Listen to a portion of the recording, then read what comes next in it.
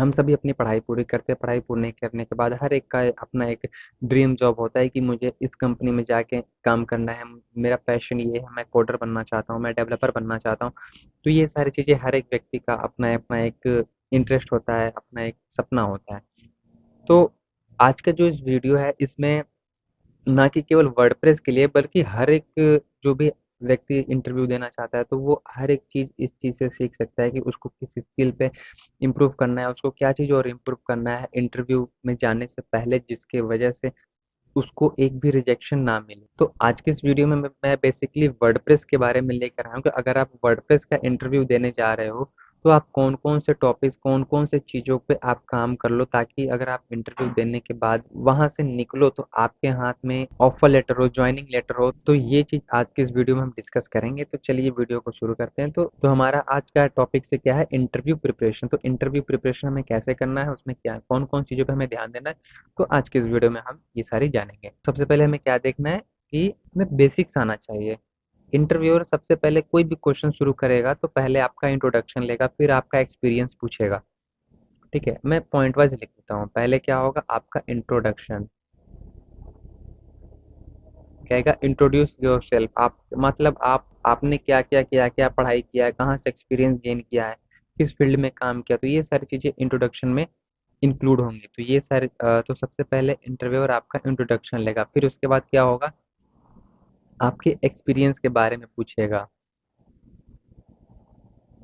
आप जब इंट्रोडक्शन में अपने एक्सपीरियंस के बारे में बताओगे तो फिर वो आपसे कुछ एक्सपीरियंस के बारे में पूछेगा कि हाँ, मैंने वर्डप्रेस में इतने वेबसाइट्स बनाए, यहाँ पे मैंने काम किया है, डेटाबेस मैंने कनेक्ट किया है, तो ये सारी चीज़ें इसमें ये वर्डप्रेस आप एक्सपीरियंस में पूछेगा। ठीक है, फिर तीसरा क्या होता है कि अब वो आपसे क्रॉस क्वेश्चनिंग पूछेगा आपके फील्ड से रिलेटेड। तो मैं यहाँ पे वर्डप्रेस के बारे में बता रहा हूँ, तो बेसिकली वर्डप्रेस को ही मैं कंटिन्यू करूँगा। ठीक है, सबसे पहले आपको ध्यान देना है किस बात का, बेसिक्स। बेसिक्स क्यों, क्योंकि बेसिक्स ही है जो आपको ऊपर तक ले जाएगा। कोई बिल्डिंग बन रही है, बिल्डिंग है, जब तक नींव स्ट्रॉन्ग मजबूत नहीं रहेगा तो बिल्डिंग ढह जाएगी, बिल्डिंग नहीं संभल पाएगी। ठीक वैसे ही आप जब इंटरव्यू में जा रहे हो तो जिस टॉपिक के लिए जा रहे हो तो वहाँ पे आपको बेसिक्स आना चाहिए, बेसिक आप उसके बारे में सीख लो। तो बेसिक बेसिक में क्या करना है, आपको मास्टर करना है। मतलब मास्टर कह लो चाहे एडवांस, मतलब इस लेवल का पढ़ के जाओ कि सामने वाला अगर क्वेश्चन पूछे, अगर 10 क्वेश्चन पूछ रहा है तो उसमें से 8 क्वेश्चन का आप जवाब दे दो। बेसिक या इंटरमीडिएट लेवल का आप प्रिपरेशन कर लो। ठीक है, जिससे कि इंटरव्यू अगर क्वेश्चन पूछे तो आप उसका आंसर बता सको। अब इस बेसिक्स में क्या क्या आ रहे हैं, तो बेसिक्स में मैं टॉपिक्स बता देता हूँ कि जैसे कि वर्डप्रेस के जो कोर कॉन्सेप्ट है, वर्डप्रेस के कोर कॉन्सेप्ट, जैसे कि क्या हो गया, थीम्स हो गया, थीम्स क्या होता है, फिर क्या प्लगइन्स, फिर क्या हुक्स, हुक्स क्या होता है, एक्शंस क्या होते हैं, फिल्टर क्या होता है। तो ये सारी चीजें आप बेसिक वर्डप्रेस, ये कोर कॉन्सेप्ट हैं। ठीक है, ये अगर आप इंटरव्यू में जाओगे तो ये वो कुछ क्वेश्चन पूछेंगे, ये बेसिक भी है और ये कोर भी होता है वर्डप्रेस में। तो इन इसका आप बेसिक ध्यान रखना और इसे आप जरूर से पढ़ के जाना। ठीक है, फिर उसके बाद और क्या पूछ सकते हैं, कुछ इम्पोर्टेंट फाइल जैसे कि WP कॉन्फ़िगर डॉट php के बारे में पूछेंगे, ये फाइल्स का क्या यूज़ है, कैसे है। ht एक्सेस, ये इसके बारे में। फिर फंक्शन डॉट php फाइल के बारे में पूछेंगे। रेस्ट एपीआई पूछेंगे, रेस्ट एपीआई क्या होता है। फिर WP CLI मतलब कमांड लाइन इंटरफेस। तो ये सारी चीज़ें आपको बेसिक्स आपको आनी चाहिए, बेसिक इंटरमीडिएट एडवांस हर एक चीज़ आपको आनी चाहिए। अगर आपको ये कहाँ से मिलेगा, तो मैंने इससे रिलेटेड वीडियोस बना रखे हैं, आप प्लेलिस्ट में जाके वहाँ पे आप चेक कर सकते हो। ठीक है, फिर उसके बाद है कि आप जब भी इन सभी चीज़ों को बताओ, एक्सप्लेन करो, अब कॉन्फिडेंट होकर बताओ कि कस्टम थीम्स क्या होते हैं, कस्टम प्लगइन्स क्या होते हैं, कस्टम पोस्ट क्या होते हैं, सिक्योरिटीज कैसे लगाते हैं, ऑप्टिमाइजेशन क्या होते हैं। आप नहीं भी आ रहा है फिर भी आप प्रयास करो कि हाँ सर, इसको ऐसे ऐसे इस मेथड से हम इसको लगा सकते हैं, इस मेथड से यूज़ करके हम अपने वेबसाइट को सिक्योर कर सकते हैं। तो ये सारी चीज़ें आप उनको बताओ। ठीक है, फिर हमें क्या करना है, हमें अपने एक्सपीरियंसेस के बारे में बताना है कि अगर आप इन सभी चीज़ों के बारे में जानते हो, इंटरव्यूअर को जवाब दे दी, तो फिर आप उसमें और क्या ऐड कर सकते हो जिससे इंटरव्यूअर इंटरव्यूअर इम्प्रेस हो जाए, ठीक है? तो आपको इसमें एक्सपीरियंस अपने ऐड करने हैं, ठीक है? एक्सपीरियंस कैसे कि अगर आप जैसे थीम्स के बारे में बता रहे हो, प्लगइन्स के बारे में बता रहे हो, तो 2-3 रियल लाइफ वर्डप्रेस प्रोजेक्ट के बारे में इसमें ऐड कर दो। 2-3 रियल लाइफ प्रोजेक्ट को इसमें ऐड कर दो कि हाँ सर, मैंने थीम्स का यूज़ करके मैंने ये वेबसाइट बनाया है। तो ये सारी चीज़ें आप उसमें ऐड करोगे तो उसको लगेगा कि हाँ, आपने रियल में काम किया है और आपके पास प्रैक्टिकल एक्सपीरियंस है। देखो, नॉलेज नॉलेज का एक्सपीरियंस और प्रैक्टिकल एक्सपीरियंस दोनों में बहुत अंतर हो जाता है। आपके आपको पता है कि एक एक बंदा जिसके पास किताब का नॉलेज है और एक बंदा जो उस फील्ड में उतर के खुद उस फील्ड में काम किया है। बुकिश नॉलेज का क्या होता है कि आप बस जितना पढ़े हो उतना ही होता है, लेकिन आप जब उस फील्ड में उतर के काम करते हो ना, तो आपको उस चीज के बारे में पता तो होता ही होता है, साथ में आसपास की चीजों के बारे में पता होता है कि आसपास चीज वो कैसे हो रही है, कैसे काम हो रहा है, तो उन सारी चीजों के बारे में भी जानकारी होती है, ठीक है? फिर उसके बाद क्या है कि आपने इसको उस चीज से रिलेट कर दिया। अब बताओ कि इस चीज को करते टाइम आपने कौन कौन से प्रॉब्लम फेस किए थे, ठीक है? प्रॉब्लम फेस किए थे और उसका सॉल्यूशन आपने कैसे निकाला? आपने उसका सॉल्यूशन कैसे निकाला? अगर आप ये उसके सामने बताते हो कि मैं इस प्रॉब्लम में फँसा था ये प्रोजेक्ट बनाते के टाइम और साथ ही साथ मैंने उसका सॉल्यूशन खोजा था, तो उसको लगा कि हाँ, आप एक प्रॉब्लम सॉल्वर भी हो। आपको अगर कोई प्रॉब्लम दिया जाए या फिर अगर आप खुद अपने प्रोजेक्ट में अगर किसी प्रॉब्लम है, तो आप खुद उसका सॉल्यूशन निकाल सकते हो। आप उस चीज़ को सॉल्व कर सकते हो। तो इस चीज़ को आपको उसे बताना है, अपने रियल लाइफ प्रोजेक्ट में ऐड करना है। ये चीज़ आपने बता लिया, फिर उसके बाद आपको क्या करना है कि आपको इसमें कुछ प्रोजेक्ट्स ऐसे भी लेने हैं कि जो चीज़ आपको नहीं पता था, आप कभी जानते नहीं थे, वो आपके लिए लाइफ में नया था, बट फिर भी आपने उसके बारे में पढ़ा और उस चीज़ को किया, ठीक है? जैसे कोई प्रोजेक्ट्स है जो कि आप उसके बारे में नहीं जानते हो, चलो ठीक है, आपने एक अपना बस पोर्टफोलियो बनाया। मैं एक एग्जांपल ले रहा हूँ कि आपने मान लो अपना एक पोर्टफोलियो बनाया, ठीक है? पोर्टफोलियो बनाने, लेकिन आप उस कंपनी में गए, उस इंडस्ट्री में गए, वहाँ पे आपको बड़े बड़े प्रोजेक्ट दे दिए गए, जैसे कि आपको ई कॉमर्स की साइट बनानी है। तो आप तो अभी तक बेसिक्स ही बनाए, अपने पोर्टफोलियो और ब्लॉग बनाया, बट आपको एक बड़ी ई कॉमर्स का वेबसाइट बनाना है।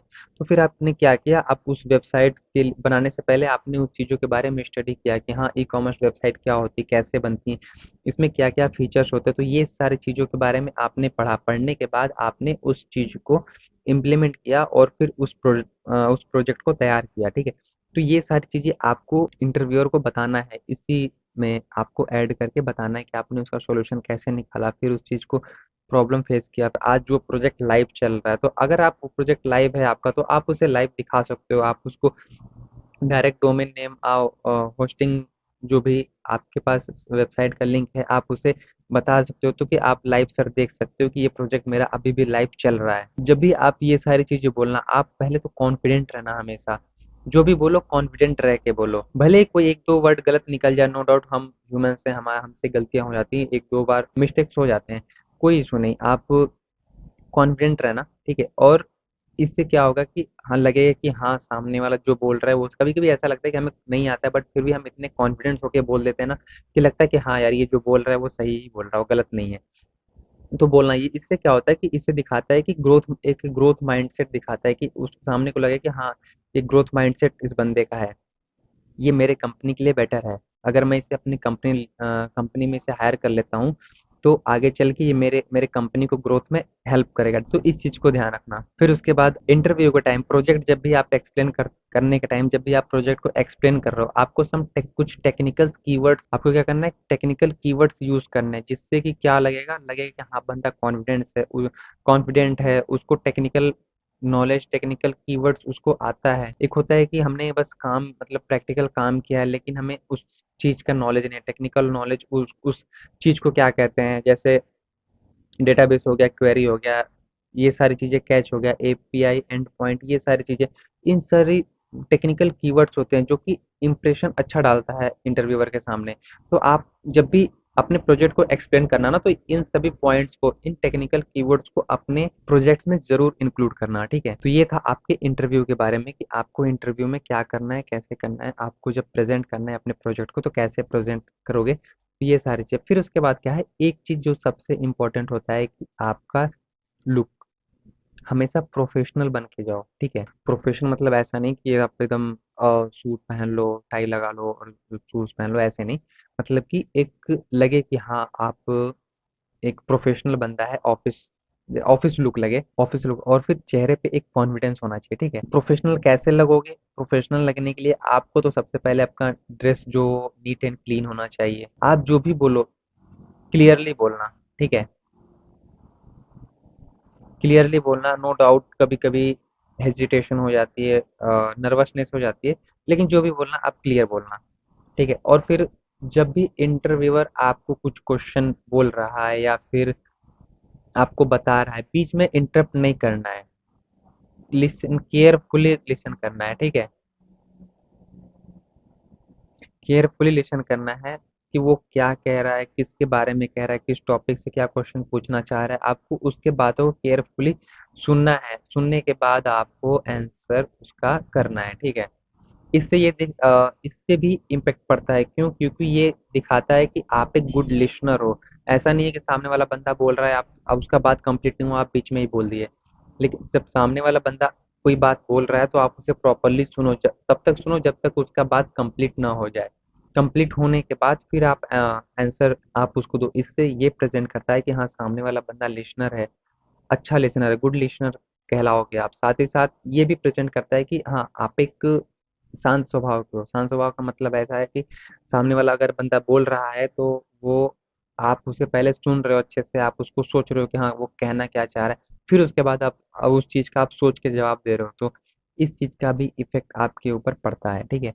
तो ये सारी चीज़ें थी जो कि आपको इंटरव्यू में जाने से पहले आपको ये करना है, और वहाँ पे चले गए तो भी आपको इन सभी चीज़ों को, बातों को ध्यान देना है, इस चीज़ों को रेडी कर लेना है, जिससे कि आपका जो इम्प्रेशन है इंटरव्यूअर के सामने वो और बढ़ जाएगा। इसकी मदद से अगर आप इन सारे टॉपिक्स को, इन सारे पॉइंट्स को अगर आप क्लियरली अपने माइंड में बैठा लेते हो ना, आई प्रॉमिस यू कि आपको रिजेक्शन नहीं मिलेगा। आप इंटरव्यूअर को एक्सेप्ट करना पड़ेगा इन सभी, क्योंकि ये जो सारी क्वालिटीज़ होती हैं वो एक प्रोफेशनल पर्सनैलिटी को डेवलप करने के लिए होती हैं। इन सारी चीज़ों से आप ना, ठीक है?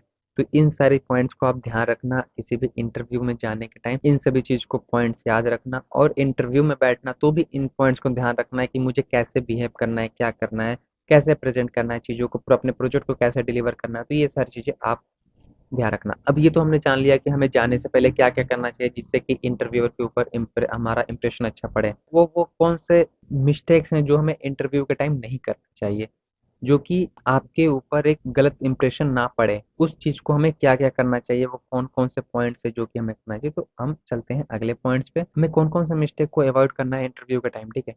तो सबसे पहले कि जब भी सामने वाला कोई क्वेश्चन पूछ रहा है, इंटरव्यूअर आपसे क्वेश्चन पूछ रहा है, तो आपको ये नहीं बोलना है कि आई डोंट नो, मुझे नहीं आता। आपको ये नहीं बोलना है। आप थोड़ी देर उस पे सोचो, बिना ट्राई किए कुछ मत बोलो कि आई डोंट नो, मुझे नहीं आता। आप थोड़ी देर उस पे सोचो, कुछ भी आता है, थोड़ा बहुत उस चीज़ से रिलेटेड कोई चीज़ आता है, चलो आपको उसका मतलब नहीं आ रहा है, बट आपका उसके रियल लाइफ में आपने उसे इम्प्लीमेंट किया, काम किया है उस पे, तो वो बोलो कि सर एक्चुअली इस प्रोजेक्ट में ये ऐसे काम करता है, इसमें ये फंक्शन कॉल होता है, ये जब हम इस पे क्लिक करते हैं तो ये कुछ बोलो उसके बारे में, जो भी आपने उस पे काम किया। आपको उसका डेफिनेशन नहीं है बट आपको पता है कि ये काम कैसे होता है, तो वो चीज़ बोलो। आपको आई डोंट नो नहीं बोलना है, क्योंकि अगर आप सीधे आई डोंट नो बोल दोगे ना तो उसको लगेगा कि हाँ, इसको नहीं आता है कुछ, और एक गलत इम्पैक्ट पड़ता है कि हाँ, अगर इससे कोई सवाल पूछा जाए या कुछ पूछ रहा हूँ तो ये आई डोंट नो बोल दे रहा है, तो इस चीज़ में आप वहाँ पे थोड़ा-सा वेट करो, थोड़ा सोचो, फिर उसके बाद आप उसको बोलो। तो इसमें क्या है कि आपको आई डोंट नो नहीं बोलना है डायरेक्ट, आपको आई डोंट नो नहीं बोलना है सीधे, ठीक है? आप पहले ट्राई करो, अगर इससे जुड़ा कोई रियल प्रैक्टिकल एक्सपीरियंस है, प्रैक्टिकल नॉलेज है, तो आप उसको रिलेट करके उसको बोलो। फिर उसके बाद इंटरव्यूअर समझ जाएगा, चलो आपको इसका डेफिनेशन नहीं आ रहा है, इंटरव्यू समझ जाएगा कि हाँ, बंदे के पास प्रैक्टिकल एक्सपीरियंस है। कंपनी में क्या होता है कि बेसिकली आप उसको, उनको प्रैक्टिकल एक्सपीरियंस से ही मेन होता है कि हाँ, बंदे को काम करना आ रहा है, भले नॉलेज वो चीज़ एक्सप्लेन नहीं कर पा रहा है, लेकिन उसको नॉलेज तो हम इसे काम बताएंगे तो ये कर तो लेगा। हमें 2-3 बंदे इसके ऊपर लगाने तो नहीं पड़ेंगे कि पहले हमें इसे सिखाएँ फिर उसके बाद वो जिसको पढ़ना होगा ये पढ़ लेगा कहीं से, लेकिन इसके पास प्रैक्टिकल नॉलेज है, वो बेटर है इसके लिए। ये पहला है, ठीक है। दूसरा पॉइंट्स आपको क्या करना है, ओवर कॉम्प्लिकेटिंग और giving text book answer. Most of the cases में क्या होता है कि कॉम्प्लिकेशन ज़्यादा हो जाता है।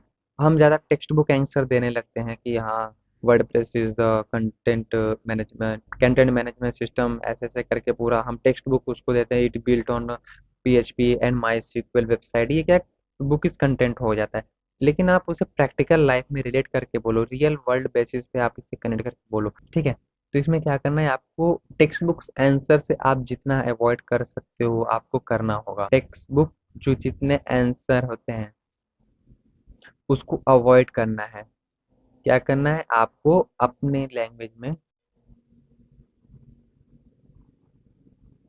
आपको अपने लैंग्वेज में इसको समझाना होगा, समझाना या फिर आंसर देना होगा, ठीक है। तीसरा पॉइंट क्या है कि अगर इंटरव्यूअर आपसे किसी चीज के बारे में पूछ रहा है, चलो मान लेते हैं कि अबाउट पेज के बारे में पूछा है इंटरव्यू, ठीक है। उसने आपसे अबाउट पेज के बारे में पूछा कि अबाउट पेज आपने कैसे बनाया है, कैसे बिल्ड किया है, आप इसके बारे में बताओ। तो अबाउट पेज के बारे में आप बेसिकली बस उसे सिंपल एक्सप्लेन मत करना है कि हाँ अबाउट पेज है जहाँ पे हमारे वेबसाइट्स का पूरा इन्फॉर्मेशन होता है, हम इस पे ये सारे इन्फॉर्मेशन यहाँ पे स्टोर है। वहाँ पे आपको बताना है कि आपने उसे कैसे बनाया, कौन कौन से एलिमेंट यूज़ किए, कौन कौन से चीज़, कौन से टूल, कौन से थीम्स, कौन से प्लगइन्स, ये सारे आपने कौन कौन से यूज़ किए हैं। तो आपको ये सारी चीज़ें उसमें बतानी पड़ेगी। आप जब इसे बताओगे तो इंटरव्यूअर को लगेगा कि इस बंदे को प्रैक्टिकल एक्सपीरियंस है, इसके पास हैंड ऑन एक्सपीरियंस है, जिससे कि ये आपको लैक ऑफ कोडिंग स्किल से बचाएगा। इस चीज़ को आपको ध्यान में रखना है इंटरव्यू देते टाइम। फिर उसके बाद क्या है कि जब भी आपको प्रैक्टिकल टास्क दिया जा रहा है, ठीक है, एक अगर आपको प्रैक्टिकल टास्क दिया गया है, ठीक है, तो आपको इस टाइम क्या करना है, आपको जब भी आपको प्रैक्टिकल दिया जाए क्या करना है, आपको शांत रहना है, बीइंग साइलेंट हो जाना है आपको। क्यों? क्योंकि आप जब टास्क परफॉर्म कर रहे हो ना तो आपके दिमाग में बहुत सारी चीज़ चलेंगी, ये कैसे होगा, ये कैसे होगा, मतलब जितना आपने पढ़ा है वो सारी चीज़ें एक साथ आ जाएँगी आपके सामने कि हाँ, ये चीज़ ऐसे होगा, ऐसे होगा, ऐसे होगा। जब करने जाओगे तो आप भूल जाओगे। क्यों? क्योंकि आपको समझ ही नहीं आया कि नहीं मुझे ये चीज़ ऐसे करना है, ये चीज़, क्योंकि हर एक चीज़ एक साथ आ जाएगा। लेकिन जब आप शांत रहोगे, काम रहोगे, दिमाग को शांत करोगे ना, तो जब आपके सामने जब एक प्रोजेक्ट आएगा, जो भी आपको प्रैक्टिकल दिया जाएगा ना, तो क्या करना है कि आपको बस उसी चीज़ के बारे में सोचना है। जो चीज़ आपके सामने क्वेश्चंस खुला है, आपको बस उसी के बारे में सोचना है। जब सोचोगे तो हर एक चीज़ साइड हो जाएगी सर। रिलैक्स माइंड से आप सोचना, वो हर एक जो बाकी सारे क्वेश्चंस आ रहे हैं जिसको आपकी ज़रूरत नहीं है, जिसको आंसर की आपके पास ज़रूरत नहीं, आप वो सारी चीज़ें साइड हो जाएँगी और यहाँ आ जाएँगी। सामने जो क्वेश्चंस है अगर आपको वो नहीं समझ में आ रहा है ना कि क्या करना है, कैसे सॉल्यूशन होगा, उसको एक्सप्लेन करो, मन में ही एक्सप्लेन करो, उस क्वेश्चन को एलैबोरेट करो। एलोबरेट मतलब उसको पार्ट्स वाइज तोड़ दो कि हाँ ये चीज़ ऐसे, ये चीज़ ऐसे, ये चीज़ ऐसे। इसको पार्ट वाइज तोड़ दो। पार्ट वाइज तोड़ने के बाद एक-एक चीज़ को डेफिनेशन को समझो कि मतलब इसका मतलब क्या होता है, इसका मतलब क्या होता है, इसका मतलब क्या होता है। जैसे इन सब चीज़ों को समझोगे ना तो फिर जब आपके माइंड में जो आप एब्सोल्यूटली उस चीज़ को पढ़ोगे लेकिन क्या होगा पीछे हमारे सबकॉन्शियस माइंड में पड़ा रहेगा। तो जब आप उसके रिकॉल करोगे बार-बार ना तो वो फिर सामने आ जाता है अचानक से। जब आ जाएगा तो उन सारी चीज़ों को आप प्रॉब्लम को आसानी से सॉल्व कर लोगे और आपका जो प्रॉब्लम है वो सॉल्व हो जाएगा। कुछ पावर टिप्स आपको बता देता हूँ जिससे कि अगर आप इंटरव्यू में जा रहे हो तो इन बातों को ध्यान रखना और इसे अपने माइंड में बैठा लेना, ठीक है? इसे माइंड में अपने बैठा लेना क्योंकि ये बहुत इंपॉर्टेंट होता है पावर टिप्स। देखो सबसे पहले क्या है कि सबसे पहला है अगर आप जा रहे हो कहीं इंटरव्यू में ना तो अपना पोर्टफोलियो ज़रूर लेना। पोर्टफोलियो लेना है, आपका रिज्यूमे हो गया या फिर अगर आपने पोर्टफोलियो डिजिटली बना रखा है तो आपका जो डोमेन नेम है आप उसको अपने रिज्यूमे में ज़रूर मेंशन करना कि जो जैसा भी आपका नाम है जैसे knowledge.com है या फिर कोई भी है तो आप उस चीज़ का पोर्टफोलियो आप साथ में लेना। साथ ही साथ गेटअप का लिंक जो भी आपने प्रोजेक्ट बनाया है उसे आपने होस्ट किया है गिटहब पे, तो वो सारी चीज़ें आप अपने पास ज़रूर रखना कि अगर इंटरव्यू के टाइम अगर इंटरव्यूअर आपसे पूछता है कि आपने क्या क्या काम किया है तो आप बता रहे हो तो साथ में उसको प्रैक्टिकल दिखाओ कि हाँ सर मैंने ये सारी चीज़ें बनाई हैं, ये मैंने मेरा लाइव एक्सपीरियंस है, ये लाइव प्रोजेक्ट जो चल रहा है अभी इस पे मैंने काम किया है। तो इन सारी चीज़ों को आपको ध्यान रखना है, इन दो बातों को, पोर्टफोलियो हो गया फिर क्या हो गया गेटहब लिंक। ठीक है। फिर दूसरा आपको क्या ध्यान देना है, दूसरा ध्यान देना है कि आपको एक अपनी एक सक्सेस स्टोरी बतानी है।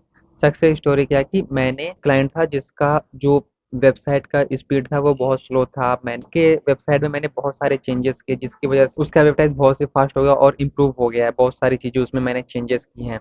तो इस तरह का आपको उसको एक सक्सेस स्टोरी आपको बतानी है, आपको उसको क्या बताना है, सक्सेस स्टोरी अपनी।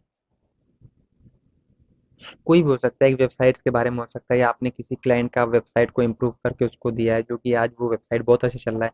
अगर आप चाहो तो उसको वेबसाइट का लिंक आप उसको बता सकते हो, सामने दिखा सकते हो कि सर ये वेबसाइट मेरे बना दो। फिर उसके बाद कुछ टूल्स के बारे में बताना, इंडस्ट्री टूल्स, जैसे कि आप वर्डप्रेस बना रहे हो तो आप बेसिकली वर्डप्रेस के बारे में बताओगे ना। तो वर्डप्रेस टूल्स मतलब इंडस्ट्री टूल्स मतलब वर्डप्रेस, तो इसमें कौन कौन से टूल्स जो कि आपने यूज किए हैं ये सारे चीज आप बताओगे, जैसे WP CLI हो गया, कमांड लाइन इंटरफेस हो गया, कंपोजर हो गया, गिट हो गया, डॉकर हो गया, WP पॉकेट हो गया, WP रॉकेट। ये सारी चीजें इंडस्ट्री टूल्स हैं कुछ जो कि अगर आप बताते हो तो इंटरव्यू के सामने आपका अच्छा इंप्रेशन बनता है। ठीक है। फिर उसके बाद चौथा पॉइंट्स क्या है कि चौथे पॉइंट्स में आपको बेसिक्स पता होने चाहिए, बेसिक जरूर से पढ़ के जाना। PHP हो गया, MySQL हो गया, जावा स्क्रिप्ट हो गया, तो ये सारी चीजें आप पढ़ के जाना। ठीक है। ये जो पावर टिप्स हैं अगर आप इसे ध्यान में रखना इंटरव्यू जाते टाइम, अगर आप इसे ध्यान में रख देते हो, आई गारंटी यू कि आपका सिलेक्शन पक्का होना ही होना है। अपने बेसिक्स को तैयार करना, जाते टाइम पोर्टफोलियो और गेटअप का लिंक जाना जहाँ पे आपने वेबसाइट्स को अपने होस्ट किया है, अपनी एक छोटी सी सक्सेस स्टोरी बताना, जो भी आपने रियल लाइफ में एक्सपीरियंस किया है, चाहे रियल लाइफ में हो या फिर अगर आप इंडस्ट्री में काम कर रहे हो वहाँ पे कहीं का भी एक सक्सेस स्टोरी, जिससे कि आपको भी मोटिवेशन मिलता है, साथ ही सामने वाले बंदे को भी मोटिवेशन मिलता है कि हाँ, ये बंदा मुझे यही बंदा चाहिए। उसके बाद आप टूल्स के बारे में बताना, जिस भी इंडस्ट्री में जा रहे हो आपके पास टूल्स की जानकारी जरूर होनी चाहिए। टूल्स मतलब कि आप जिस डोमेन में काम करो, अगर वेबसाइट के आप IT फील्ड में काम कर रहे हो तो हर एक चीज़ IT फील्ड के बारे में काम होना चाहिए। जैसे मैंने यहाँ वर्डप्रेस के बारे में बताया कि WP CLI होता है, WordPress command line interface, composer होता है, गिट होता है, डॉकर होता है, WP रॉकेट होता है। तो ये सारी चीज़ें इंडस्ट्री टूल्स होती हैं जो कि एक डेवलपर, वर्डप्रेस डेवलपर को इन सारी चीज़ों का नॉलेज होता ही होता है। फिर उसके बाद आपको बेसिक्स के बारे में पढ़ना है, जैसे अगर वर्डप्रेस बेसिकली क्या होता है कि PHP होता है जिसमें बैकएंड में MySQL यूज़ होता है और जावास्क्रिप्ट, इन सारी चीज़ों की लैंग्वेज की मदद से वर्डप्रेस को हम यूज़ करते हैं। ठीक है। तो ये था आज का पावर टिप। आई होप आपको इस वीडियो से बहुत जानकारी मिली होगी यार, तो अगर मिली है तो कमेंट में 2 हार्ट ज़रूर दे देना, जिससे कि मैं समझ जाऊँगा कि रियली ये वीडियो आपके हेल्पफुल हो चुकी है। मिलते हैं अगली वीडियो में। जय हिंद।